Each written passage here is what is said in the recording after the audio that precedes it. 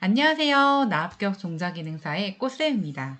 파트 1 종자, 챕터 6의 종자의 생산 공급, 세 번째 종자의 증식과 보급에 대해서 알아보도록 할게요. 종자의 증식, 보급, 굉장히 용어가 낯선 또 용어들이 나왔습니다. 종자를 최종하셨어요. 그쵸? 그러면 그 최종한 종자가 이제 인정을 받은 거예요. 육종이 성공하신 거죠. 그러고 나서 그 종자의 양을 늘리셔야 되잖아요. 그리고 계속적으로 이제 평가도 하셔야 되는데 그 과정들이 증식과 이제 보급하는 과정이에요. 전체적으로 보면은 종자의 양을 늘리고 그리고 전체적으로 이제 실제 필요한 농민들에게 전달하는 보급하는 과정들이 있습니다. 자, 재배지부터 먼저 보고 갈게요. 처음에 육종하신 분들이 자신의 기본적인 그런 포장 있죠. 그런 포장을 기본식물포라고 합니다. 육종가들이 직접 생산한 그런 포장인 거죠. 거기서 어떤 종자가 나오냐면 기본식물 종자가 나오는 거예요. 이 기본식물포에서 기본식물 종자가 나옵니다. 너무 당연한 그 언어지만 낯설 수가 있어요. 육종가들이 직접 생산한 종자고 기본식물은 신품종의 기본이 되는 종자입니다. 이게 성공했어요. 그러면 이게 그 다음 단계로 원원종포에 가게 됩니다. 원원종포에서 이제 길러낸 것이 바로 원원종입니다. 원원종은 기본식물을 증식하여 생산한 종자고 기본식물을 분양받아서 육종가의 감독 아래 전문가가 증식한 종자입니다. 자, 그 다음에 원원종이 다 원종포로 가는 거죠. 원종포로 가서 원종포에서 원종이 생산됩니다. 그리고 그 다음 단계가 이제 원종에서 최종포로 가고 최종포에서 뭐가 생산되죠? 보급종이 생산됩니다. 그래서 너무 쉬운 단계지만 이게 너무 당연해서 어색할 때가 있어요. 그것들을 생각하셔서 기본식물포에서 기본식물 종자, 원원종포에서 원원종이, 원종포에서 원종이, 최종포에서 보급종이. 요게 제일 헷갈려 하세요. 최종포에서 보급종이 나오는 거. 그거를 좀 헷갈려 하시고, 그 다음에 이 보급종이 어디로 전달되죠? 실제 이제 작물을 기르시는 농가 포장에 전달된다는 거를 알아두세요. 저도 내년에 쌀 길러야 돼서 보급종 신청했어요. 그래서 이제 기다리고 있습니다. 저도 요 단계인 거죠. 그 다음에 이제 종자의 보급입니다. 종자의 보급. 자, 이것도 마찬가지로 이제 위의 단계를 한 줄로 나누는 거죠. 기본식물포에서 원원종포, 그다음에 원종포, 최종포. 이게 100%라는 게 이 종자가 필요한 부분에 이제 수급하기 위한 양을 생각하는 거예요. 그래서 그 부분을 했고, 요식에 제가 구매하는 시판 종자 아니면은 이제 보급 종자들이 있겠죠. 장소들도 있어요. 이 기본식물포는 육종가 아니면 육종기관 아니면 농촌진흥청에서 개발할 때가 있죠. 그때 이제 기본식물포를 보고 원원종포는 각 시도의 이제 농업기술원 그리고 원종포는 각 그 원종장이 있고 그리고 최종포는 종자보급소 특히 우리나라는 국립종자원에서 관리를 하시죠. 제가 정말 좋아합니다. 국립종자원 하트까지. 자, 밑에 거 한번 같이 풀어보도록 할까요? 육성한 품종을 세대별로 유지하면서 증식 보급하는 4단계. 다 위에 보셨던 종자의 증식과 보급 다 4단계죠? 그거에 대한 설명으로 틀린 것은 답은 2번에 틀렸어요. 원원종은 보급 종자의 생산을 위해 증식한다. 아니죠. 원원종은 원종의 생산을 위해 증식하는 단계죠. 그래서 각각의 순서 머릿속으로 한번 그려보시고 그림도 한번 그려보시고 정리해보세요. 자, 그 다음에 네 번째 종자의 보증제도입니다. 종자 산업법이에요. 법. 추후에 종자 기사 취득하시면 종자 법에 관한 것만 챕터가 따로 있어요. 그래서 요거는 간단하게 나오니까 한번 보고 갈게요. 종자 보증 제도는요.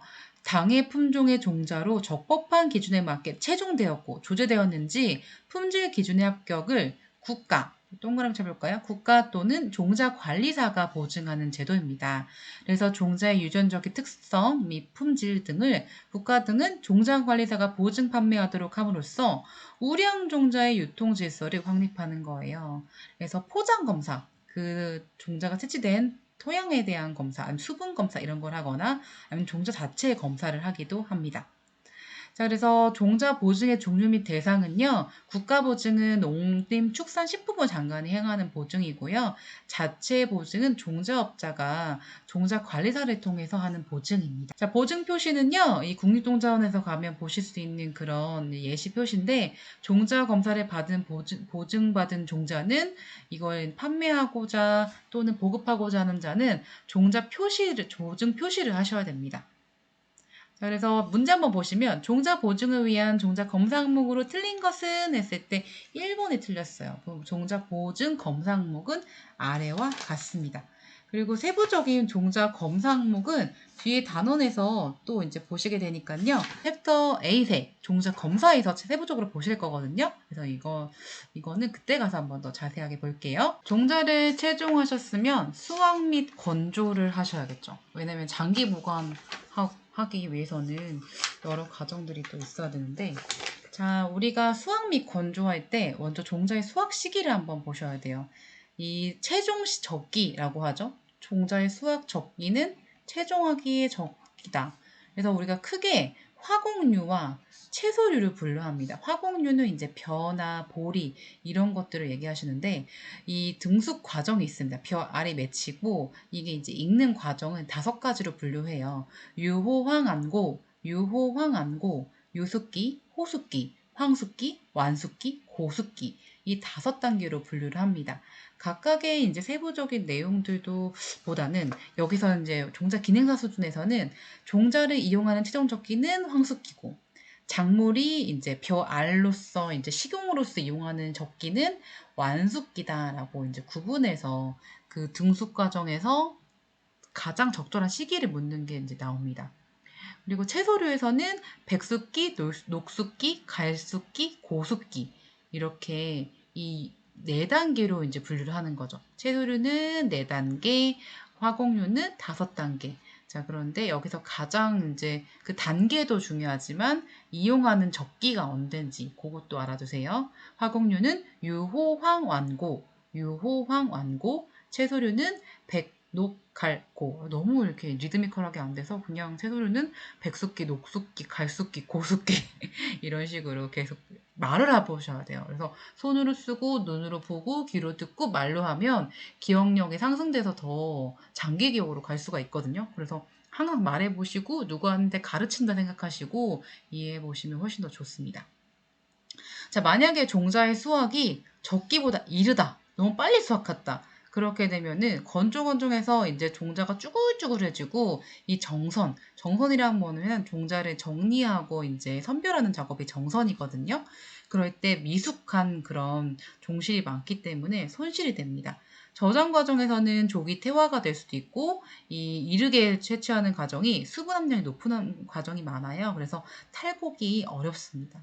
그래서 이 수확 시기는요, 극조생종, 조생종, 중생종, 만생종의 순으로 수확 시기가 빠릅니다.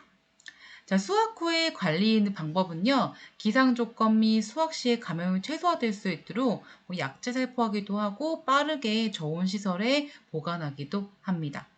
자, 종자의 정선과 선별 과정 순서를 보시면 전체적으로 이제 수납, 조제, 정선, 선별, 소독, 포장을 합니다. 전체적인 거 분류를 하고 그 다음에 이제 이상한 것들을 제거해서 조제하고 정리하고 선별하고 그런 과정들이 이제 종자를 이제 수확하는 그 후의 과정인 거예요. 자, 문제 한번 풀어볼게요. 식물은 개화 후 수정이 끝나면 종자로 발달하는데 화곡류 종자의 발육 과정에서 알맞은 수확기는 유호황완고 기억하셔서 종자 발육 과정에서는 황숙기가 맞다. 그래서 답은 1번입니다. 자, 종자의 정선입니다. 정선. 정선이란 말이 헷갈리시면 이 정선을 영어식으로 표현하면 시드 클리닝이에요. 클리닝. 자, 불순물을 제거하고 건강한 종자만을 선별하는 거예요. 그래서 여기서 중요한 거는 종자의 선별 방법입니다. 종자의 방법이에요. 네. 방법이 총 크게 4가지로 볼 수 있어요. 풍선, 사선, 입선, 액체선법입니다. 이 한자 용어고 일본식 표현이라서 되게 어렵긴 하지만 사실 세부주로 보면 어렵지가 않아요. 먼저 풍선이에요. 자, 종자와 잔물, 여러 가지 이제 먼지나 종자 찌꺼기나 막 이런 것들의 무게, 비중 차이를 이용한 거예요. 그래서 풍구, 옆에 보시면 풍구 사진이에요. 풍구 이렇게 생겼어요. 종자를 여기다 넣으시잖아요. 그러면 이렇게 손으로 돌리거나 아니면 전기 코드를 이제 꽂아가지고, 전기 코드를 꽂아가지고 이제 에너지원을 이용해서 이제 바람이 막 이렇게 부르는 거죠. 그러면은 이렇게 가벼운 것들은 날아가고 괜찮은 것들은 이제 쌓여지는 그런 과정들을 겪는 게 풍구의 이용 방법이에요. 키 뭔지 아세요? 키 이렇게 이제 시골에 가면은 이렇게 종자를 선별할 때 이렇게 하늘로 띄우시잖아요. 그런 것들. 그 선풍기 등을 이용합니다. 되게 낯설죠. 선풍기로 종자를 이제 선별한다고? 종자를 정선한다고? 되게 낯서실 텐데, 제가 실제로 해볼 때 선풍기가 제일 좋습니다. 왜냐면 그런 바람 속도를 좀 조절하기가 좋잖아요. 그래서 선풍기도 나쁘지 않네, 괜찮네, 이런 생각이 들었어요. 자, 사선은요, 채를 이용하는 거예요. 이 동그란 채의 그 구멍들이 이제 크기가 있잖아요. 그거를 이용하는 게 사선입니다. 입선은요, 절대 못해요. 사실 너무 힘들어. 손으로 하나하나씩 선별하는 거예요. 그래서 큰 종자를 이용하실 때는 입선, 그 입자에 그거 하나하나를 선별하는 방법을 입선이라고 합니다. 네 번째 액체 선법은요, 수선, 물을 이용하거나 식염수, 알코올 등을 이용하는 거예요. 자, 대추나무 종자의 정선 방법은 대추나무 종자는 풍선, 바람을 이용합니다. 자, 2-3번 종자의 정선 후 종자 처리의 목적. 종자를 선별했어요. 정리하고 클리닝 했단 말이에요. 그 다음에 종자 소독을 하셔야 됩니다. 자, 종자 전염병균이 있을 수도 있고 해충을 방지하기 위해서 종자 소독은 매우 중요해요. 자, 토양 또는 공기를 통해서 전염되는 병균이나 해충으로부터 요식물을 보호하기 위해서 종자의 처리를 하셔야 돼요. 또한 발화 속도를 향상시키고 종자 전체의 균일성 향상을 위해서 특수 처리는 필요한 세상이 되었습니다. 종자 정선 후에 병해충으로부터 방지하기 위해서 종자 소독을 하고 이 처리를 하면 발화율이 향상이 됩니다. 친환경적인 방법도 있어요. 종자, 특히 벽시 종자를 선별할 때 소금물 가리기, 염수선을 하기도 합니다. 매벼는요, 일반 쌀벼예요. 여러분이 이제 식사하실 때 드시는 그 밥벼, 일반 쌀, 그게 매벼라고 합니다. 자, 비중이 1.13이에요. 이게 사실 유기농업기능사 할 때는 굉장히 중요한 문제였습니다. 1.13. 물 20리터에 소금 4.5kg 넣으면 비중이 1.13이 됩니다. 찰벼도요, 우리가 찰떡 만들 때 쓰는 그런 벼 품종이 찰벼인데 비중은 1.08, 물 20리터에다가 소금 1.36kg를 넣었을 때 비중이 1.08이 됩니다. 이렇게 이제 소금물을 만들어서 벽시를 담그는 거예요. 그래서 뜬 벽시는 버리고 이제 가라앉는 벽시만 이제 깨끗한 물로 씻어서 이제 선별하시는 거죠. 석류율, 이제 검묘율의 향상에 효과가 큽니다. 자, 그 다음 마지막 종자 건조예요. 건조를 왜 할까? 다 장기 보관하기 위한 거죠. 종자 내에 함수율이 적정할 수 있도록 건조시켜야 돼요. 지나친 고온 건조는 종자 내의 물질을 파괴시킵니다. 고온, 특히 고온이 문제예요. 자, 종자 건조의 종류는 이제 크게 5가지로 볼 수 있습니다. 자연 건조, 자연 환경에 맞게 건조시키고 햇빛에 건조시킨다. 양광 건조. 반음 건조는 반음지 상태로 건조시키고 인공 건조는 인공적인 이제 건조 시설, 건조 장치를 이용한 거. 열풍 건조도 열풍기를 이용해서 온도를 높여서 수분을 제거하는 방법입니다. 문제 한번 풀어볼게요. 고온 항온 건조기법에 의해서 종자 건조 시 옥수수의 건조 시간으로 알맞은 것은, 자, 건조 온도는 130에서 133도로 한다. 자, 이거는 답은 3번이에요. 4시간입니다. 이것도 알아두세요. 다른 공유는 보통 2시간, 기타 품종은 1시간 정도 건조시키는데 옥수수는 여기 시간이 시간 이제 4시간, 그다음에 온도까지 나와 있죠? 나오는 그 기출문제마다 알아두세요. 자, 지금까지 종자의 생산과 공급에 대한 문제 내용에 대해서 좀 알아봤어요. 오늘도 화이팅입니다. 어려운 내용이지만 여러분 마음을 굳게 먹고 난 취득하겠다, 난 합격할 수 있다 외치시면서 공부를 꾸준히 해주세요. 오늘도 화이팅이에요.